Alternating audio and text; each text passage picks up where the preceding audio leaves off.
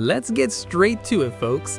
8 historical lies textbooks taught you that you swallowed hook, line, and sinker. Number 8. Napoleon's height. If you've ever called your short, fiery friend a Napoleon, congratulations. You've just insulted someone based on a flimsy rumor that's been doing the rounds for 200 years. The image of a scowling, vertically challenged French emperor with a raging inferiority complex is so ingrained in pop culture, we just assume it's true. But what's the actual scoop? Napoleon wasn't short. In fact, he was above average height.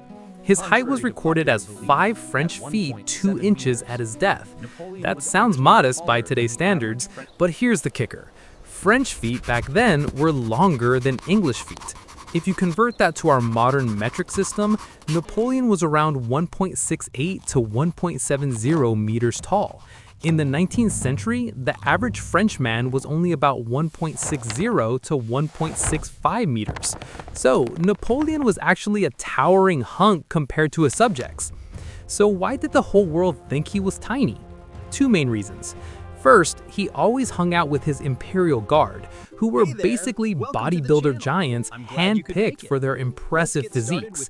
Standing next to them, anyone would look like a lost child. Second, and more importantly, British propaganda.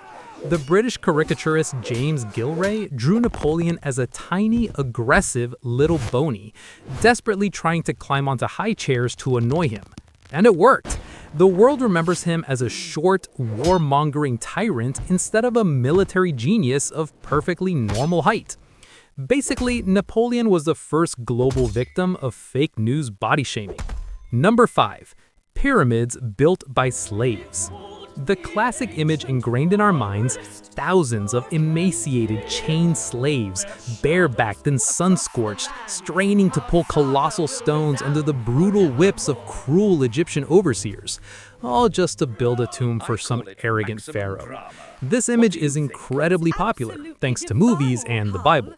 But modern archaeology has proven it to be a blatant lie. No slaves built the pyramids.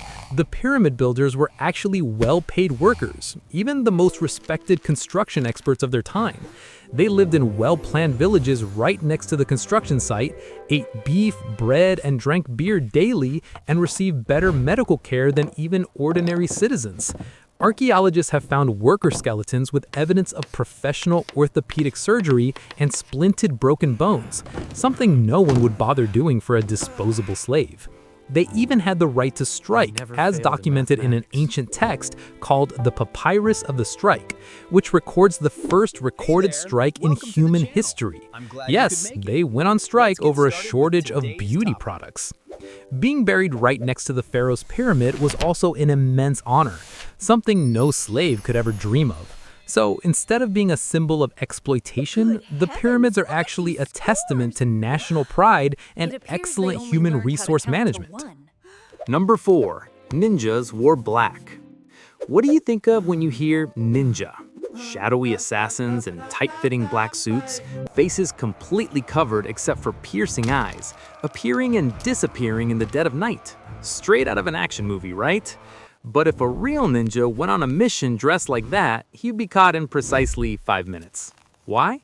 Because that sleek black outfit actually stands out incredibly under moonlight. Black creates a shadow that's too dark, too sharp, making you look like a moving blob of ink in the night. Real ninjas, also known as shinobi, were masters of camouflage and blending in. Their goal was to become invisible right before the enemy's eyes. So their working attire was usually dark blue or reddish brown. These colors blend perfectly into night shadows and dim light, making them extremely difficult for the human eye to detect. Moreover, ninjas weren't always climbing rooftops. By day, they were master disguisers, cosplaying as farmers, monks, merchants, or street performers to move freely and gather intelligence without anyone suspecting a thing. The image of ninjas in tight black suits actually originated from Japan's bunraku puppet theater. In plays, the puppeteers wore black so the audience would ignore them. When plays wanted to depict the character being assassinated by an invisible killer, they dressed that killer in black, just like the puppeteers.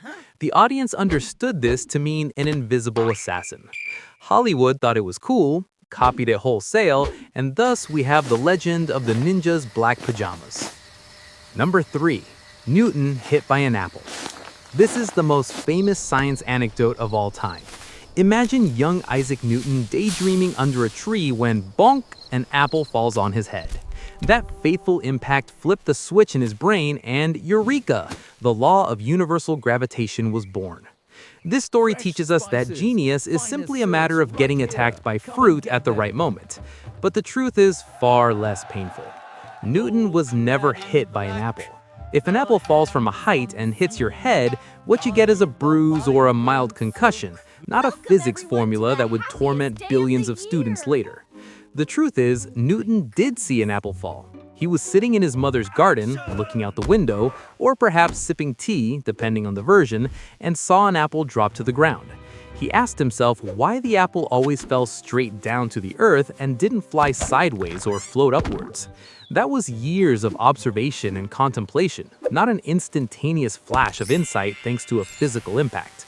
The story of the apple hitting his head was actually embroidered by William Stukeley, a friend and biographer of Newton, and then further exaggerated by Voltaire, the French writer who loved a good yarn, to make the dry theory of gravity more accessible and dramatic to the public. Basically, physics doesn't work by hitting you on the head to make you smart, okay? Number 2. Columbus discovered America. Christopher Columbus, the legendary man, the living saint of 5th grade history lessons. He set sail in 1492, bravely crossed the vast blue ocean, and voila, discovered the New World, a completely new continent that no one had ever known about. That's the fairy tale we still tell each other, but the reality is far more brutal. Columbus wasn't the first. He wasn't even the second. He was just a guy who arrived late but boasted the loudest. First, let's talk about discovery. How can you discover a place where millions of people are already living? Indigenous Americans had been there for tens of thousands of years, building brilliant civilizations like the Maya, Aztec, and Inca. Saying Columbus discovered America is like me walking into your house and declaring, "Look, I just discovered this living room. Now it's mine." Sounds ridiculous and rather possessive, doesn't it? Second, even if we only count Europeans, Columbus was still late to the party. Leif Erikson and the mighty Vikings landed on this land, now Newfoundland, Canada, about 500 years before Columbus was even born. They even built a settlement there. Columbus never actually set foot on mainland North America, the modern-day USA. He just sailed around the Caribbean, Central America, and South America, and until his dying day, stubbornly believed he had reached Asia.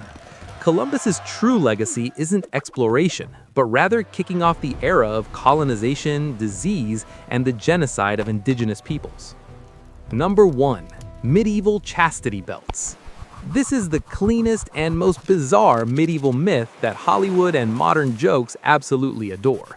The story goes, knights, before heading off to battle, would force their wives to wear iron underwear with a sturdy lock, taking the key with them. The purpose was to ensure their wives wouldn't cheat with the neighbor while they were away. Sounds plausible for such a possessive era, right? But in reality, this is a blatant, unhygienic lie. Let's use a little basic biology.